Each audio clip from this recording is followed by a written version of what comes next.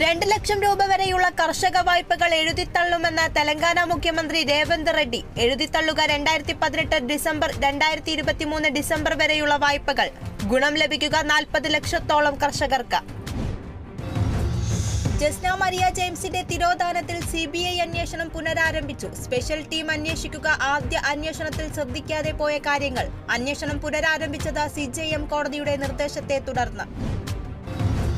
പാലാ തൊടുപുഴ റൂട്ടിൽ നെല്ലാപ്പാറയിൽ tourist bus മറിഞ്ഞു. നിരവധി പേർക്ക് പരിക്ക്. നാട്ടുകാരും പോലീസും അഗ്നിരക്ഷാസേനയും ചേർന്ന് പരിക്കേറ്റവരെ ആശുപത്രിയിലെത്തിച്ചു. ഗുരുവായൂരപ്പന് വഴിപാടായി തിരിച്ചറിയൽ കാർഡ് പ്രിന്റ് ചെയ്യാവുന്ന ഇലക്ട്രോണിക് ഉപകരണം. ക്ഷേത്രം കൊടിമരച്ചുവട്ടിൽ നടന്ന ചടങ്ങിൽ Devaswom chairman doctor VK Vijayan, ക്ഷേത്രം തന്ത്രി ബ്രഹ്മശ്രീ PC ദിനേശൻ നമ്പൂതിരിപ്പാട് എന്നിവർ ചേർന്ന് ഉപകരണം ഏറ്റുവാങ്ങി. ഉപകരണം സമർപ്പിച്ചത് മലപ്പുറം പൊന്നാനി കടവനാട് ഹരിദാസൻ KP. കോളാർ സ്വർണ്ണഖനിയിൽ വീണ്ടും സ്വർണ്ണ ഖനനം ചെയ്യാൻ കർണാടക സർക്കാരിന്റെ അനുമതി. 13 ഖനികളിലാണ് വീണ്ടും സ്വർണം വേർതിരിക്കുക. 1 ടൺ മണ്ണിൽ നിന്ന് 1 ഗ്രാം സ്വർണം വേർതിരിക്കാനാകുമെന്ന പ്രതീക്ഷ. കള്ളക്കുറിച്ചി വിഷമദ്യ ദുരന്തത്തിൽ മരിച്ചവർക്ക് സർക്കാർ 10 ലക്ഷം പ്രഖ്യാപിച്ചതിനെതിരെ നടി കസ്തൂരി. വൻ തുക നൽകുന്നത് കുടുംബത്തെ പോലും നോക്കാതെ വ്യാജമദ്യം കഴിച്ചവർക്ക്. ജോലിയെടുക്കേണ്ട, കുടിക്കൂ, 10 ലക്ഷം നേടൂ എന്നതാണോ ദ്രാവിഡ മോഡലെന്നും കസ്തൂരി. പ്രതികരണം സമൂഹ മാധ്യമത്തിലൂടെ. ഹരിയാനയിലെ ഗുരുഗ്രാമിൽ ഫയർബോൾ നിർമ്മാണ ഫാക്ടറിയിൽ വൻ സ്ഫോടനം. 2 പേർ മരിച്ചു, 4 പേർക്ക് പരിക്കേറ്റു. 25ഓളം അഗ്നിശമന സേനയെത്തിയാണ് തീ നിയന്ത്രണ വിധേയമാക്കിയത്. പത്തനംതിട്ട തെങ്ങമത്ത് പച്ചക്കറിക്കട കത്തി നശിച്ചു. തീപിടുത്തമുണ്ടായത് കടയുടമ കടയടച്ചു പോയതിനു ശേഷം. തീപിടുത്തത്തിൽ കടയ്ക്കകത്തുണ്ടായിരുന്ന പച്ചക്കറികൾ പൂർണ്ണമായും കത്തി നശിച്ചു. ഗുരുവായൂർ ക്ഷേത്രത്തിൽ ജൂലൈ 1 മുതൽ VIP സ്പെഷ്യൽ ദർശനങ്ങൾക്ക് നിയന്ത്രണം രാവിലെ 6 മുതൽ ഉച്ചയ്ക്ക് 2 വരെ.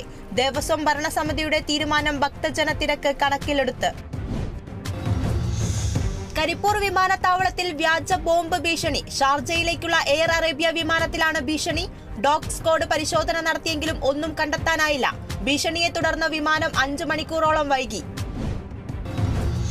തൃശൂർ അന്തിക്കാട് പെരിങ്ങോട്ടുകരയിൽ വീട്ടിൽ കയറി യുവാവിനെ മർദ്ദിച്ച് തട്ടിക്കൊണ്ടുപോയ 3 പേരെ അന്തിക്കാട് പോലീസ് പിടികൂടി. പിടിയിലായത് ബിനിൽ, റോഹൻ, നിതീഷ് എന്നിവർ. വാഴൂർ കൃഷ്ണദേവനെ തട്ടിക്കൊണ്ടുപോയത് കഴിഞ്ഞ വെള്ളിയാഴ്ച. കണ്ണൂർ ചാലാട് വീട്ടുകാരെ ആക്രമിച്ചു മോഷണ ശ്രമം നടത്തിയ കേസിൽ 2 പേർ പിടിയിൽ. പിടിയിലായത് കണ്ണൂർ സ്വദേശികളായ സൂര്യൻ, ആനന്ദൻ എന്നിവർ. മോഷണ ശ്രമം നടന്നത് ഈ മാസം 16-ന്. ബഹുഭാഷാ പഠന പദ്ധതി നടപ്പിലാക്കാൻ ഒരുങ്ങി കൊല്ലം ഓച്ചിറ ഗ്രാമപഞ്ചായത്ത്. പദ്ധതി പ്രകാരം പ്രീ പ്രൈമറി തലം മുതൽ 4ാം ക്ലാസ് വരെയുള്ള വിദ്യാർത്ഥികൾക്ക് സ്പോക്കൺ ഇംഗ്ലീഷ്, ഹിന്ദി ക്ലാസുകൾ സംഘടിപ്പിക്കും. കോഴിക്കോട് നാദാപുരത്ത് കുളിമുറിയിൽ തൂങ്ങിയ നിലയിൽ കണ്ടെത്തിയ പെൺകുട്ടി മരിച്ചു. വളയം സ്വദേശി ശ്രീലിമയാണ് മരിച്ചത്. ബന്ധുവിന്റെ വീട്ടിലെ കുളിമുറിയിൽ ശ്രീലിമയെ തൂങ്ങി മരിച്ച നിലയിൽ കണ്ടത് കഴിഞ്ഞ വ്യാഴാഴ്ച. നിലമ്പൂരിൽ കാറും ലോറിയും കൂട്ടിയിടിച്ച് കാർ യാത്രക്കാരായ 3 പേർക്ക് പരിക്ക്. അപകടം പുലർച്ചെ 1:30-ഓടെ. നിയന്ത്രണം നഷ്ടപ്പെട്ട കാർ ലോറിയിൽ ഇടിക്കുകയായിരുന്നുവെന്നാണ് പ്രാഥമിക നിഗമനം. കൊല്ലം കടക്കലിൽ മണ്ണെണ്ണ ദേഹത്തൊഴിച്ച് ജീവനെടുക്കാൻ ശ്രമിച്ച 43-കാരൻ മരിച്ചു. കാട്ടാമ്പള്ളി സ്വദേശി പ്രകാശാണ് മരിച്ചത്. 90% പൊള്ളലേറ്റ പ്രകാശനെ ആശുപത്രിയിൽ എത്തിച്ചെങ്കിലും രക്ഷിക്കാനായില്ല. തിരുവനന്തപുരം കിളിമാനൂരിൽ യുവാവിനെ കുത്തി പരിക്കേൽപ്പിച്ച പ്രതിയെ പിടികൂടിയത് വഞ്ചിയൂർ പുതിയതടം സ്വദേശി ഷാനിനെ. ഒളിവിൽ പോയ പ്രതിയെ പിടികൂടിയത് 1.5 മാസത്തിന് ശേഷം. തൃശൂർ ചെമ്പൂച്ചിറ ഗവൺമെന്റ് സ്കൂളിൽ ബാലപദ്ധതി ഉദ്ഘാടനം ചെയ്തു. പ്രീ പ്രൈമറി വിദ്യാർത്ഥികൾക്കായി കൊടകര BRCയുടെ സഹായത്തോടെയാണ് പദ്ധതി സജ്ജീകരിച്ചത്. പദ്ധതി ഉദ്ഘാടനം Kodakara block panchayat president MR Ranjith നിർവഹിച്ചു.